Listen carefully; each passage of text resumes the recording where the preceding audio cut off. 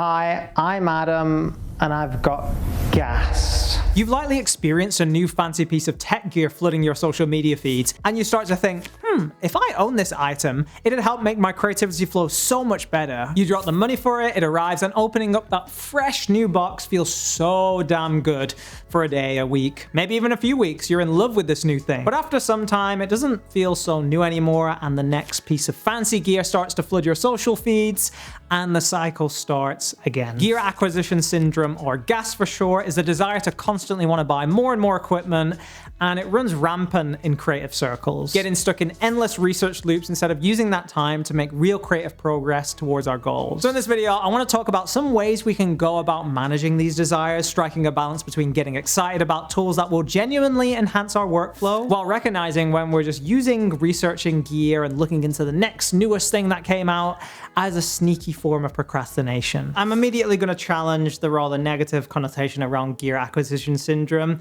because I don't think it's entirely bad. There is gear that will genuinely make your work easier and better, and is not a complete waste of time to look into. As a filmmaker and video editor for a living, my Sony a7S III and M1 Max MacBook Pro that I purchased for quite a lot of money have paid for themselves 10 times over in the video jobs I was able to land from owning them and producing content from them, because of how much better they were versus the previous laptop and camera that I used to own. They just reduced so much frustration and improved my productivity and made doing creative work way more fun and enjoyable, which would then lead me to doing more of it. Could I have paid for some kind of cheaper alternatives to these? Yes, but forking out the money that I did for them a few years ago meant that I was actually investing in something that would last for a decent amount of time and would retain a lot of the value if I did ever decide to resell them. So gear does matter. I'm saying it straight up, it matters, but only up to a certain point, beyond a certain level. And once you've gone past that level, the returns really do start to diminish. In the ideal scenario, to solve these desires that we have for new stuff, we should all be millionaires.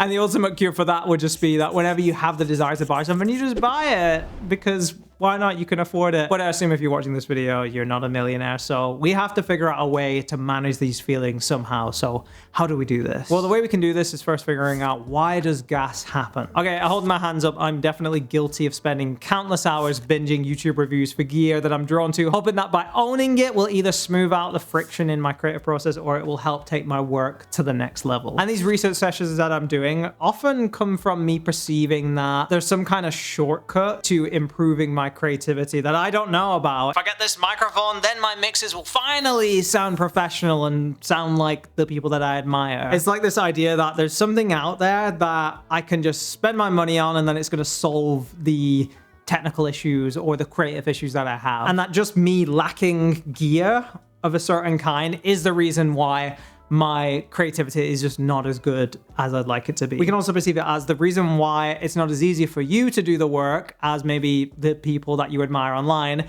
is because they own that piece of gear and you don't. And again, it's just this mindset of this other person that you look up to solved the problem that you have by spending money to own that gear, and you thinking that that is the thing that actually makes them good at what they can do. And that just ties back into the whole looking at people's social media and seeing their highlight reels on social media to gauge what they did to have the kind of success that they have. And other times that's just a really terrible way to follow somebody's path that got them to where they are, because on social media everybody curates everything, and maybe they got sponsored by that piece of gear and they're using it because they got it given for free and you don't know that. So you think, oh, if I spend money on that piece of gear, then I'll be as good as them. And it's just oftentimes not the case. I mean, for a lot of creatives who post their stuff online, we never get to see the years and years that they used shitty gear to try and learn all of the initial creativity that got them to the heights of success that where they are today, before eventually deciding to upgrade or being gifted it from some manufacturer. The problem with all of this is that we're in the worst time in history maybe to just be tempted by all of this.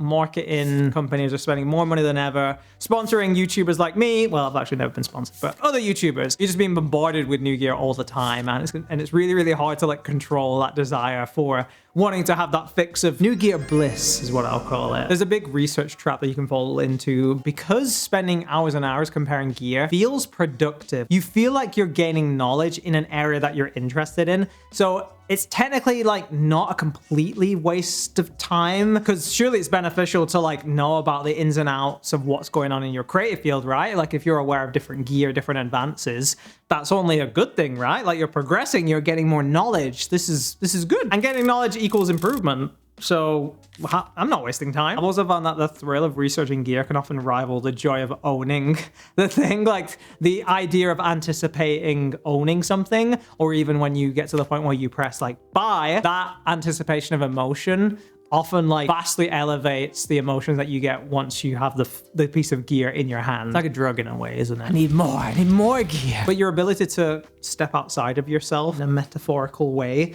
and to realize that this is a pattern that you have and you do this can help to curb these unnecessary purchases. Because ultimately, buying gear is easier than the act of getting good. So you might be saying now, Adam, when do I actually know if new gear is worth it? When can I actually decide to buy something versus differentiating it between something that I don't need?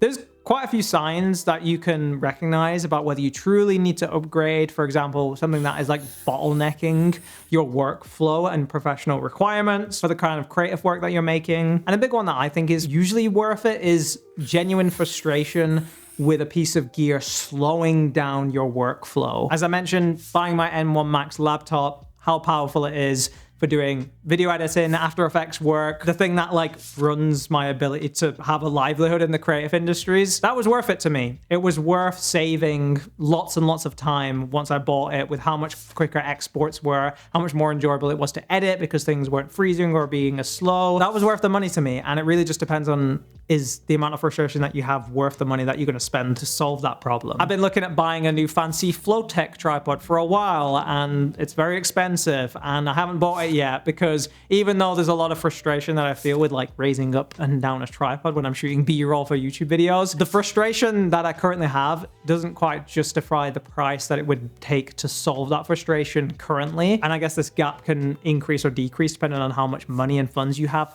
to put aside. Again, if I was a millionaire, I'd buy that tripod now, but I'm not. Therefore, the money that I would spend to fix that problem, the problem isn't high enough for me to justify forking out that kind of money. Another idea that might be helpful is thinking about developing your skills in your creative field enough where the friction will increase to a point where it'll basically like force you to make a purchase. So for example, if you're a video editor, it's always the easiest example for me because I know what it's like to be a video editor. If you're learning the basics of animations and motion graphics in a software like After Effects, you don't need a super duper powerful computer to start doing that. Like when you're doing the basics and learning the ins and outs of the software, you can use most basic laptops to get that done. However, once your skills start to really develop in that area, you're going to start to do a lot more complex animations. And by doing that, if you're working on a not as powerful computer, things are going to start to slow down for you, and you're going to start to kind of realize, my computer is really struggling to handle the kind of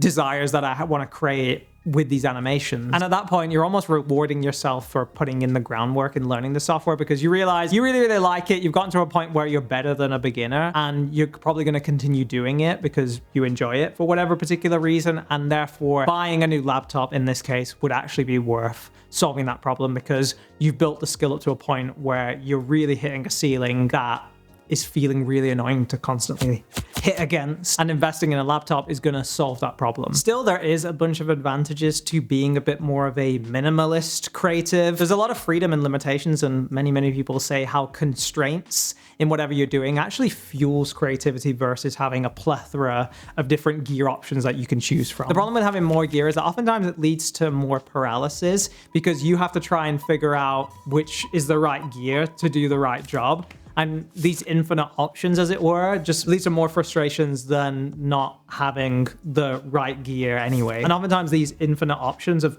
too many choices leads to more frustration than the frustrations you had before, because your laptop was a bit slower than you might have liked it to be. That's just the problem with the modern day and age that we're in. There's more information out there than ever. There's more people giving you more advice than ever before, and trying to sift through all of that in a way that like feels right to you or connects with your particular situation is the age-old difficulty that us internet age living people have to try and navigate. But hey, it's literally the best time in the history of the world to be a creative. There's many different YouTube creators, for example, who shoot their entire content all with an iPhone, not a fancy $3,000 camera like I'm shooting with right now, a iPhone that might be a third of that price. That's why this whole diminishing returns thing with buying gear is actually changing quite a lot, because usually the lowest like level of phone that you can buy for, let's say, $500 is so much better than it was 10 years ago, right? And spending that amount of money can allow you to have a video camera that is completely professional enough to shoot a short film with or run an entire YouTube channel with. So the barrier to entry to actually buy something that is going to do most of what you want it to do is just getting lower and lower and lower every single year. But I don't want you to feel hard on yourself if you are somebody who is like me, who can fall into research rabbit holes for hours, maybe even whole entire weekends, trying to figure out if buying said item is the right thing for you. I think it can really just depend on the kind of person you are and your personality. I know fellow creatives who just don't give a toss about gear at all. They just use whatever they've got. They can make their art. They just don't care. And if I ever meet them and I'm like, oh, hey, is that the cool Novation Mark IV keyboard? They're like, it's a Novation keyboard. I don't know what model it is. If you're more interested in personality types, you've probably heard like about the Myers-Briggs and all of those other ones. You should also check out the Enneagram, which is my personal favorite. I'm a 6 with a 7 wing, by the way. And learning about this, it's really clear why I have this tendency to go into this research rabbit holes. And I think you have a much better time being able to navigate it if you accept that you're just the kind of person who gets a kick out of being a bit overly interested in gear and thinking that it's going to really help you, because then you can actually notice your tendencies and accept them and then try to improve them, versus trying to become the kind of person who doesn't care about this. Like, I'm never not going to care about gear, right? It's just not. Like, I'm always going to get a bit of a buzz in my tummy when a new editing software update is announced or a new Sony camera gets announced. Like, I love it. Like, again, if I was a millionaire, I'd buy all of it, but I'm not a millionaire yet. And I think accepting that you have those feelings and then working to kind of manage them in a way that is healthy for you is a much better strategy than trying to pretend that you don't care about it, or trying to be like somebody else's personality who genuinely doesn't care what gear they use. Now I'm going to give you 6 of my favorite tips to try and avoid gas throughout your entire creative journey. And starting with number 1, that is to delay purchases. So whenever you get the urge to want to buy something, don't buy it instantly. Add it to a wish list maybe, and or wait at least a week before you buy it. A little caveat with this doesn't mean that you can add something to a wish list and then the 7 days, which is to like decide, is all spent doing hours and hours of research. No. This is adding it to a wish list and just leaving it, like going about doing your life, doing your creative freelance journey, and then coming back 7 days later and thinking, do I actually still need that? Oftentimes when I've done this and I go to revisit the item that I might still have in my cart, I realize that the pull to buy it is way less than it was a few days before. And it's usually just because I'm maybe a little bit bored or I'm having a particularly stressed day, and that just makes my brain try and look for solutions to the problems a lot more easily. And I could have just spent my money and bought that thing, and it would have potentially been a complete waste of money. But by having those few days of a gap just to calm down, let life pass, allowing some of the frustrations that I might be having with a project to dissipate, I can actually look at that item and say, nah, I don't need that. I was buying that from a stressed place to try and solve some discomfort. Another variation on this delaying purchases is that you can make a savings pocket on an app like Revolut to put like a percentage of money that you make each week towards this pocket that is being saved for that specific item. So for example, you could set up a recurring payment that every Friday, £20 gets added to this pocket, and you need to save, let's say, 300 for it. And that means that by a few weeks or months down the line, depending on how much money that you're saving for it, you'll already have the money to buy it. And if you want to buy it, you feel a lot less guilty because you know that like you've actually thought about it and you've been saving specifically for it, and then you can buy it with less guilt. And sometimes you'll save this money, and then by the time that you've got this money clumped together in this pocket, you realize that you don't actually need it anymore. And the reason why this method is so powerful, in my opinion, is that by creating a pocket, you've almost tricked your brain into deciding that you're going to buy it anyway. And that means that you won't usually spend as much time doing research rabbit holes because you're saving money for it, right? You've said, I'm going to buy it. I'm just going to save money for it over a period of time. And doing that often prevents you from wasting hours in research mode, because you don't need to research anything. You've decided you're going to buy it, right? But technically you haven't, because you can always change your mind. Number 2 is to borrow or rent. Instead of wasting all these hours researching, if you live in most major cities in the world, there's probably awesome electronic stores or a specific store that caters to your creative interests where you can easily just buy something, unbox it, use it for maybe 7 days, maybe more. And as long as you've not damaged it or messed it up, you can easily just be like, no, not for me, return it, get a full refund. Of all of these ways of managing gear acquisition syndrome, I'd say this particular one has been the most helpful to me, and I've been doing it for the past few years. And so many times it's the quickest way to figure out if the thing that you want to get is actually right for you. There's plenty of online platforms now that have incredible return policies. Things like Amazon come to mind, where you have about 30 days usually to return stuff. And the amount of time that you're gonna save from having the thing physically hold it in your apartment and test it and decide, is it actually right for the problem that you're trying to solve, is gonna save you potentially, depending on how bad you are with gear acquisition syndrome, it's gonna potentially save you like tens and tens of hours of YouTube watching and article scrolling time. I actually did this method fairly recently with a new pair of headphones that I wanted to buy for video editing, where I just didn't know which one I wanted to get. I didn't know whether to get closed back or open back. So I just forked out the money to get both the open back and the closed back version. And literally within 10 minutes of testing, I was able to say, okay, I want these ones. And then I posted off the other ones back, and then within a few days got my money back. And that was my solution to solve the many hours that I'd already wasted researching these headphones to try and figure out if they were right for me, when I could have just bought them instantly when I had the desire for it, and then solved my problem straight away. Number 3 is the one in, one out rule. So if you're gonna buy something or upgrade from a previous version of a piece of gear that you have, sell one item to replace that other item. There's a bunch of advantages to this. You can instantly minus off a bit of money from the profits that you're gonna get from selling that thing to help fund the new thing that you want. You don't clutter up your apartment with old boxes of gear that you used to use that you don't use anymore. And it helps you consider purchases a little bit more, because you have to think, I'm gonna buy this new thing, but what could I actually sell that I currently have to help justify this new purchase? Number 4 is to set clear criteria. Can you actually afford the thing? If so, then just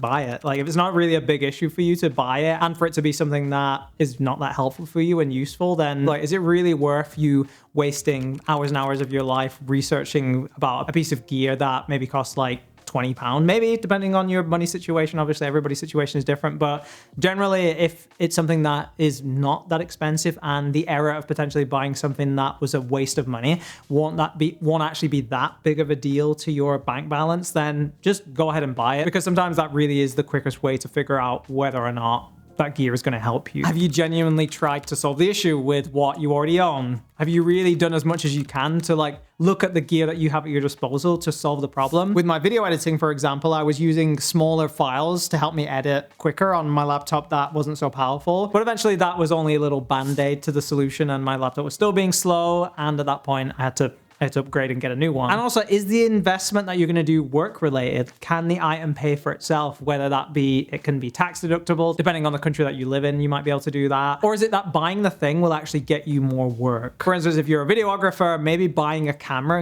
and being able to say, yeah, I can help you shoot that thing because I have a camera, then that person will hire you because you are the owner of a camera that can help them film that particular thing. That might be worth it. And the more work you do with that camera, the more that you're basically going to end up paying it off with the jobs that you've got from it. Number 5 is to limit research time. Instead of watching a gazillion YouTube videos, reading a gazillion articles, you can use tools like ChatGPT to summarize the pros and cons of that particular item. I've been doing this quite recently, and it has helped so much actually, like, because ChatGPT or another AI software is just pulling articles, pulling summaries from the internet and collating it in a way that gives you the answers that you need, versus having to trudge through Google to find multiple articles and pull that information yourself. Also, if you want to watch your favorite YouTuber or read your favorite article, narrow it to exactly that, your favorite publication or your favorite few creators. Problem with the internet is that everybody is going to make a video about that new cool keyboard or whatever it might be that comes out. So really just decide to trust these few creators and people's opinions that you really admire, and avoid stretching out into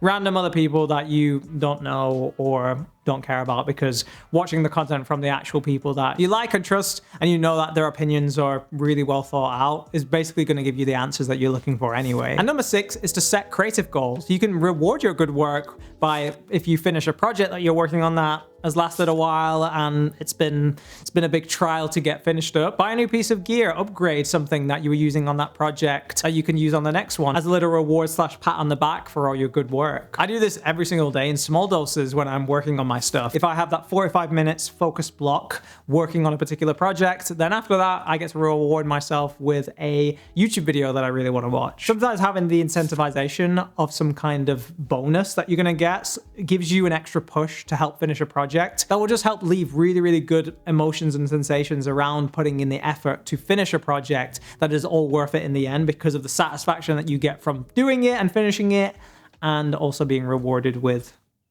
something, with a cat.